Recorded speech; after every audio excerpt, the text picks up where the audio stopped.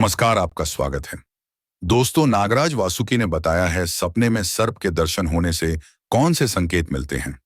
उन्होंने मुनि आस्तिक को सपने में दिखाई देने वाले सांपों के शुभ अशुभ संकेत तथा उनसे भविष्य में मिलने वाले लाभ और हानि के विषय में विस्तार से बताया है। सपने में सांप का दिखना कोई साधारण बात नहीं है। इसके पीछे गहरा अध्यात्म और रहस्य छिपा होता है। प्रत्येक मनुष्य को इस विषय में अवश्य जान लेना चाहिए। इसीलिए आप भी इस वीडियो को अंत तक जरूर देखें। इस प्राचीन कथा में बहुत ही ज्ञानवर्धक बातें बताई गई हैं, जिन्हें सुनकर आपको भी महत्वपूर्ण ज्ञान की प्राप्ति होगी। तो चलिए आपको सुनाते हैं वह कथा। प्राचीन काल की बात है। उत्तर दिशा के विशाल पर्वत श्रृंखला के निकट एक भव्य राज्य था, जिसका नाम वर्धनपुर था। वहां के महाराज सोमवर्धन अपनी न्यायप्रियता और पराक्रम के लिए विख्यात थे। उनकी प्रजा उन्हें देवतुल्य मानकर आदर करती थी। राजमहल में शंख ध्वनि और वीर गाथाओं का गायन प्रतिदिन प्रतिपल गूंजता था। किंतु एक रात्रि महाराज सोमवर्धन को एक ऐसा स्वप्न आया जिसने उनके हृदय में भय का संचार कर दिया। उस स्वप्न में उन्होंने एक विशाल नाग देखा जो उनकी छाती पर आ बैठा था। उस नाग के नेत्र अग्निमय थे। उसकी काले रंग की आभा और फण से निकलती भयंकर फुफकार ने राजा को भीतर तक कंपा दिया। तभी वह स्वप्न टूट गया और राजा हांफते हुए जाग गए।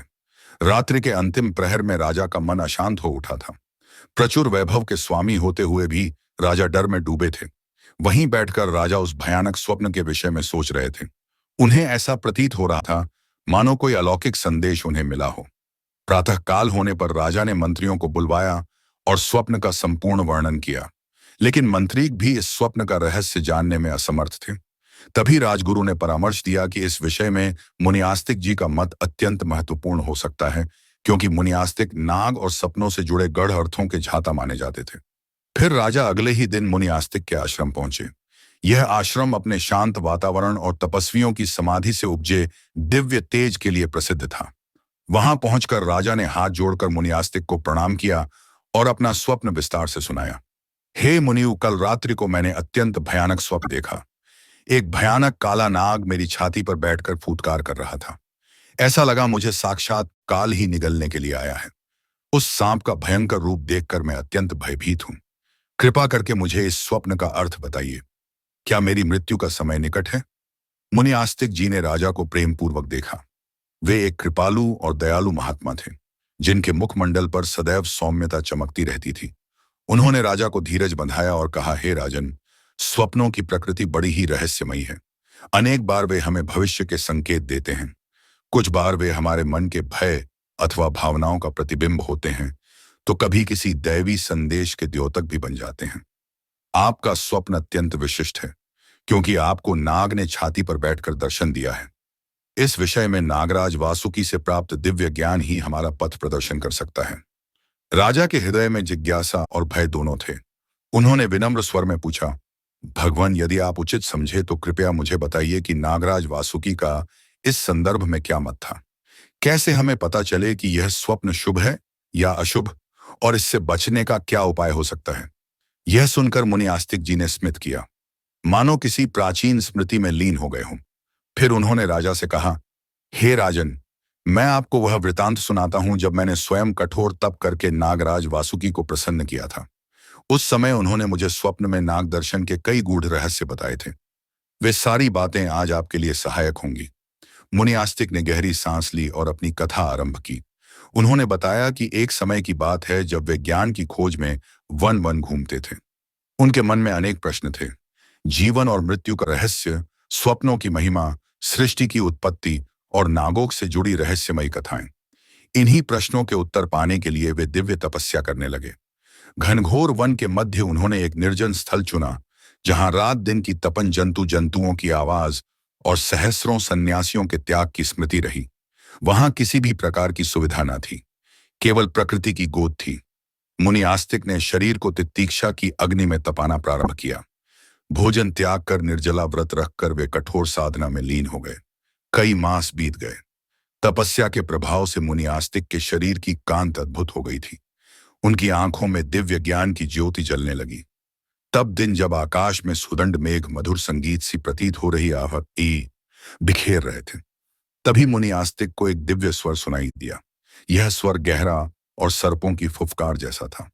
किंतु उसमें एक देवी गूंज थी। वे ध्यान से उस दिशा में देखने लगे तो उन्होंने देखा कि उनके समक्ष स्वयं नागराज वासुकी प्रकट हो गए। उनकी प्रतिमा अत्यंत विशाल थी। मस्तक पर दिव्य मणि सुशोभित थी। फण पर 7 धाराएं निकलती थीं और शरीर श्वेत आभा के साथ साथ अनेक रंगों की चमक से आलोकित था। नागराज वासुकी ने अपनी वाणी में कहा, हे आस्तिक मुनि, तुम्हारी साई साधना ने मुझे प्रसन्न किया है। तुमने कठिन तप करके अपनी आत्मा को परिष्कृत किया है। बताओ तुम्हारी जिज्ञासा क्या है। मैं तुम्हें ज्ञान का वरदान देता हूं। यह सुनकर मुनि आस्तिक ने विनम्रता पूर्वक प्रणाम किया और प्रार्थना की, हे नागराज, मुझे जीवन के रहस्यों से जुड़े प्रश्नों के उत्तर चाहिए और मैं स्वप्नों में सर्प दर्शन के गुणार्थों को जानना चाहता हूं। कृपा करके मुझे वह ज्ञान प्रदान करें जिससे मैं जन कल्याण कर सकूं। नागराज वासुकी ने कुछ पल अपनी अनेक नेत्रों वाली दृष्टि से मुनि आस्तिक को देखा, मानो वे मुनि के तप की परीक्षा कर रहे हों। तत्पश्चात उन्होंने मधुर वाणी में कहना आरंभ किया, हे मुनि, स्वप्न में सांप का दिखाई देना अनेक संकेतों को प्रकट करता है। कई बार यह पूर्वजों या कुल देवताओं का कोई संदेश हो सकता है। कभी यह चेतावनी हो सकती है तो कभी यह जीवन में बदलाव का संकेत देता है। मैं तुम्हें विभिन्न प्रकार के सपनों और उनमें सांपों की भूमिका का विस्तार से वर्णन करूंगा। यदि स्वप्न में कोई व्यक्ति अपने निकट सांप को बिना किसी हानि के शांति से बैठा हुआ देखे तो वह अपने जीवन में आने वाले नए अवसरों और समृद्धि के प्रतीक को दर्शाता है। यह सपने वाला प्रायः धन की प्राप्ति या उन्नति का संकेत लेकर आता है। परंतु यदि वही सांप स्वप्न में अत्यंत क्रोध में फुफकारता दिखाई दे तो समझो कि तुम्हारी दिनचर्या या कर्म पथ में कुछ ऐसा है जो तुम्हें बाधा पहुंचाने वाला है। सबसे महत्वपूर्ण स्थिति है सांप का काटना। यदि स्वप्न में सांप डसे और व्यक्ति पीड़ा महसूस करें तो यह इस बात का द्योतक है कि जीवन में कोई कठिन संकट, रोग या विपत्ति आ सकती है। परंतु यदि सांप काटकर चला जाए और स्वप्न दृष्टा को दर्द ना हो तो यह संकेत देता है कि आने वाली समस्या टल सकती है या वह किसी गंभीर हानि में परिवर्तित होने से पहले ही तुम्हारे सतर्क हो जाने से टल जाएगी। यदि कोई स्वप्न में नाग नागिन का जो टैमर जोड़ा देखे तो यह अत्यंत शुभ माना जाता है। यह दाम्पत्य जीवन की प्रगाढ़ता, प्रेम या किसी नए संबंध की स्थापना का द्योतक होता है। कभी कभी यह संकेत संतान सुख से भी जुड़ा हो सकता है। परंतु यदि वही जोड़ा क्रुद्धावस्था में लिपटा हो और फुफकार रहा हो तो सावधान हो जाना चाहिए। इससे पारिवारिक विवाद या संबंधों में खटास आने के संकेत मिलते हैं। स्वप्न में यदि सांप का पीछा करना दिखाई दे कि वह तुम्हें डंसने के लिए दौड़ रहा है तो यह प्राय छिपे हुए शत्रुओं अथवा गुप्त बाधाओं का प्रतीक होता है। मनुष्य को सलाह दी जाती है कि ऐसे स्वप्न आने पर सतर्कता रखें, अपने आसपास के लोगों की नीयत पर ध्यान दें और अपने आचरण को सही रखें। कभी कभी यह किसी मानसिक अशांति या भय को भी प्रतिबिंबित करता है जिसे साधना या सतर्कता से दूर किया जा सकता है। यदि स्वप्न में कोई सर्प व्यास आसन या किसी तरह के सिंहासन आसन पर बैठा दिखे तो यह उच्च पद, यश और सफलता का प्रतीक होता है। यह दर्शाता है कि यदि तुमने उचित समय पर सही प्रयास किए तो तुम्हारी ख्याति दूर दूर तक फैलेगी। लेकिन यदि वही सांप आसन से उतरकर गायब हो जाए या भाग जाए तो संभावित सफलता हाथ से छूट जाने का संकेत हो सकता है। तब अधिक सावधानी की आवश्यकता है। सपने में बिल में नाग को देखना एक गहरा संकेत है। बिल में सर्प का दर्शन करना कभी कभी गुप्त धन या दबी हुई प्रतिभा के प्रकट होने का द्योतक होता है। किंतु यदि नाग बिल के भीतर से क्रोध में बाहर आ रहा हो तो समझो तुम्हारे आसपास कोई विघ्न उपस्थित है जिसे शांत करना चाहिए। इसका दूसरा पहलू यह भी है कि यदि नाग बिल में ही रह जाए और तुम्हें नुकसान ना पहुंचाए तो वह तुम्हारे मन में छुपी हुई शक्ति जिसे अब भी बाहर नहीं लाया गया उसका रूपक हो सकता है। कभी कभी सपने में सांपों का एक झुंड दिखाई देता है जो इधर उधर रेंगते हुए भयभीत करता है। यह संकेत देता है कि जीवन में अनेक छोटी छोटी समस्याएं एक साथ उठ सकती हैं या कुछ लोग मिलकर कोई षड्यंत्र रच रहे हों। ऐसे स्वप्न के बाद मनुष्य को अत्यंत सावधान रहकर अपने कार्य सिद्ध करने चाहिए तथा जहां आवश्यक हो वहां सच्चाई और ईमानदारी से काम लेना चाहिए। हे मुनि, यदि लाल रंग के सांप का स्वप्न में आना उग्र ऊर्जा का प्रतीक है। यह किसी नए कार्य की शुरुआत, आवेश या दृढ़ संकल्प की ओर संकेत कर सकता है। काले रंग का सांप देखने का अर्थ है जीवन में छिपा हुआ डर या कोई गहरा रहस्य सामने आ सकता है। यह कभी कभी अवसाद या मानसिक दुविधा का प्रतीक भी होता है। नीले रंग का सांप अधिकता में क्रोध अथवा मानसिक हलचल को दर्शाता है, जबकि हरा रंग का सांप धन, उर्वरता या नई संभावनाओं से जुड़ा होता है। सफेद रंग का सर्प अत्यंत पवित्र माना गया है। यह शुभ समाचार, आध्यात्मिक प्रगति या कोई देव संदेश का प्रतीक हो सकता है। जो सांप बहुरंगी दिखाई दे, उसमें कई तरह के रंग मिलजुल कर चमक रहे हों, वह जीवन के विविध पक्षों से जुड़ी परिस्थितियों का संकेत देता है। कभी आनंद, कभी शोक, कभी सफलता, कभी विफलता जैसा प्रतीक है। सांप के द्वारा डसना और यह देखना कि वह किस अंग पर डस रहा है, यह भी महत्वपूर्ण है। यदि सांप हाथ पर डसे तो चेतावनी है कि कोई कार्य पूर्ण होने से पहले बाधित हो सकता है। यदि पैर पर डसे तो समझो यात्रा या जीवन मार्ग में कोई बड़ा अवरोध आ सकता है। सिर पर या मस्तक के निकट डसना कभी कभी गंभीर मानसिक कष्ट या बड़े शत्रु का संकेत होता है। परंतु यदि कोई इसके बाद भी जागते ही एक विशेष साधना करे, जैसे रुद्रा अभिषेक, विष्णु सहस्त्रनाम या देवी की आराधना, तो यह अनिष्ट टल जाता है। कभी कभी स्वप्न में डसना चेतावनी मात्र होता है। असल में घटना ना होकर केवल सावधान करने के लिए वह दृश्य दिखता है। हे मुनिवर, जो स्वप्न में कोमल स्वभाव का हरा या शुभ्र रंग का सर्प केवल देख भर ले, उसे धन की प्राप्ति हो सकती है। शुभ अवसर हाथ लग सकते हैं। यदि वही सांप मनोहर रूप में फण फैलाकर किसी रत्न का प्रकाश दे रहा हो तो यह अत्यंत शुभ होता है। परंतु गहरे काले, क्रोधपूर्ण या बहुत भयावह रूप वाला सांप यदि सपने में दिखाई दे तो दरिद्रता या विपत्ति आने की आशंका रहती है। यह भी ध्यान रहे कि केवल काला रंग ही अशुभ नहीं होता, उसे किस भाव में देखा जा रहा है, यह भी महत्वपूर्ण है। यदि काला सांप शांत है और आत्मिकता का प्रतीक बनकर दिख रहा है तो उसका अर्थ भिन्न हो सकता है। किंतु अधिकांश बार काले सांप को भयावह अवस्था में देखने से मनुष्य को सचेत रहना चाहिए। यदि कोई मनुष्य स्वप्न में किसी नाग को अपनी छाती पर बैठा हुआ देखता है, यह अत्यंत गंभीर और अशुभ स्थिति मानी गई है, क्योंकि छाती मनुष्य का हृदय स्थान होता है। वहीं उसकी भावनाएं, साहस और जीवन प्राण प्रतिष्ठित हैं। यदि सांप वहां आकर बैठ जाए तो यह इस बात की ओर संकेत करता है कि जीवन की ऊर्जा किसी भय या संकट से बुरी तरह बंध गई है। यह आने वाले बड़े संकट, रोग या हानि का द्योतक हो सकता है। उसे मुक्ति पाने के लिए विशेष अनुष्ठान करने की आवश्यकता होती है। कुछ धार्मिक प्रायश्चित, देवी देवताओं की आराधना या नाग पूजन से ही यह दोष शमन होता है। कभी यह संकेत पारिवारिक वंश में कोई भयावह समस्या उभरने का द्योतक भी हो सकता है। इतना कहकर नागराज वासुकी मौन हुए। मुनि आस्तिक के मस्तिष्क में यह समस्त रहस्य घूम रहे थे। उन्होंने दोनों हाथ जोड़कर विनम्रतापूर्वक कहा, हे नागराज, आपने मुझे स्वप्न में सांपों से जुड़े संकेतों का विस्तार से ज्ञान प्रदान किया। अब मुझे बताइए, कोई मनुष्य यदि अशुभ स्थिति में सांप के दर्शन करें तो वह इससे मुक्ति कैसे पाए? इस पर नागराज वासुकी बोले, इसके लिए मनुष्य को अपने पापों का प्रायश्चित, दान पुण्य तथा विशेष रूप से नाग पूजन करना चाहिए। शिव पार्वती की आराधना या सर्प जीवों के प्रति दयाभाव रखकर निर्जीव सर्प प्रतिमा का दुग्धा अभिषेक करना तथा ब्राह्मणों या विद्वानों को दान दक्षिणा प्रदान करना श्रेयस्कर होता है। साथ ही गोदान, अन्नदान और हरि कीर्तन इत्यादि करने पर भी अनिष्ट टल जाता है। यदि मनुष्य अपने अहंकार और क्रोध पर विजय प्राप्त करें, साथ ही प्राणायाम व मंत्र साधना से अपने हृदय को शुद्ध करें, तो इससे बड़े से बड़ा दुष्प्रभाव शांत हो सकता है। ध्यान रहे कि शुभ कर्मों के बिना भय का निवारण नहीं होता। इतना कहकर नागराज वासुकी अंतर्ध्य हो गए और मुनि आस्तिक को अद्भुत शांति का अनुभव हुआ। उन्होंने अनुभव किया कि इस ज्ञान को लोक कल्याण के लिए उपयोग करना ही उनका धर्म है। तभी से वे मनुष्यों को स्वप्न और उनके रहस्यों के बारे में बताने लगे, विशेषकर सांपों के प्रतीकवाद को समझाकर उन्हें भय मुक्त करने का प्रयत्न करने लगे। मुनि आस्तिक के द्वारा कही गई यह कथा सुनकर राजा सोमवर्धन को लगा मानो उनके हृदय में उजाले की एक किरण प्रवेश कर गई हो। उन्होंने धीरे से पूछा, हे मुनिवर, इसका अर्थ तो यह हुआ कि मेरे सपने में जो नाग मेरी छाती पर बैठा दिखा वह अत्यंत अशुभ संकेत है। क्या मेरे जीवन पर कोई बड़ा संकट आने वाला है? मुनि आस्तिक ने सिर हिलाते हुए उत्तर दिया, हे राजन, यह निश्चित रूप से एक चेतावनी है, किंतु आप घबराएं नहीं।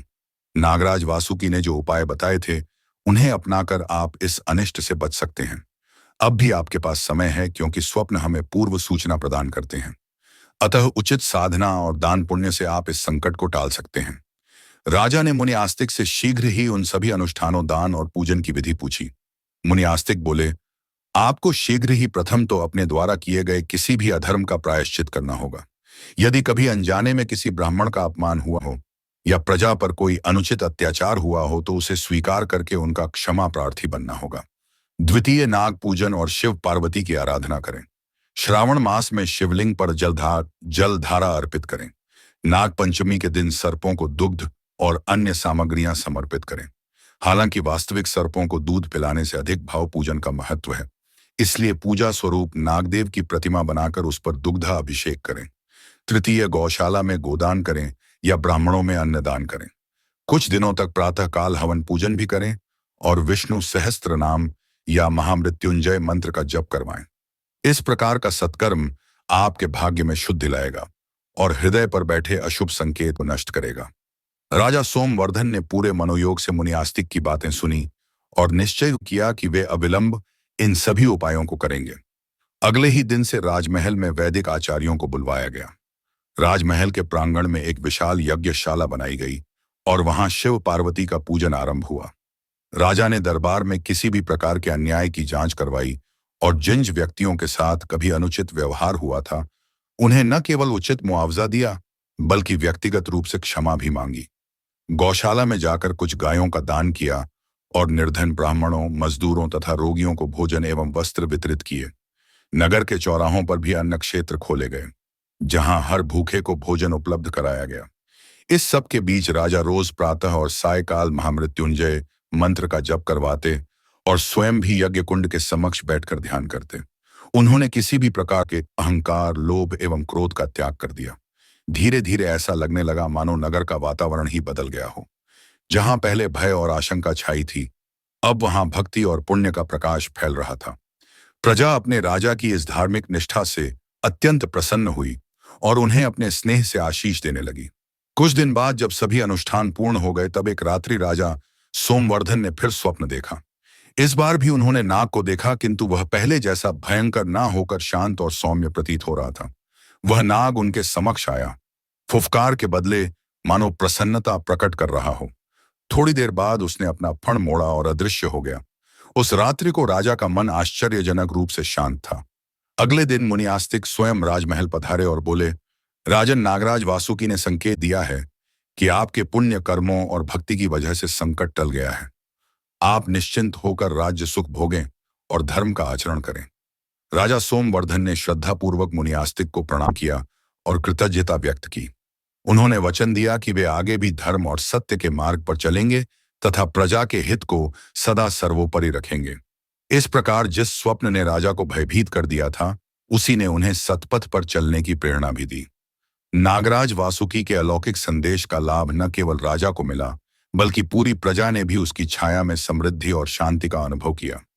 यहीं समाप्त होती है वह कथा जो सपने में सांप देखने के रहस्यों का विस्तार से वर्णन करती है और बताती है कि जीवन में आने वाले प्रत्येक संकेत का उद्देश्य मनुष्य को चेताना और सही मार्ग की ओर उन्मुख करना है।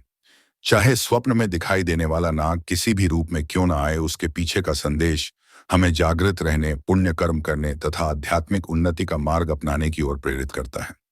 इस प्रकार की कथाएं हमें सदा स्मरण कराती हैं कि जीवन में कोई भी समस्या असाध्य नहीं, जब तक हम कोने और परोपकार का दामन थामे हुए हैं।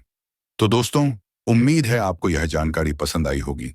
वीडियो को लाइक जरूर करें और कमेंट में जय श्री कृष्ण और जय नाग देवता अवश्य लिखें। साथ ही चैनल को सब्सक्राइब करें। आप सभी का धन्यवाद।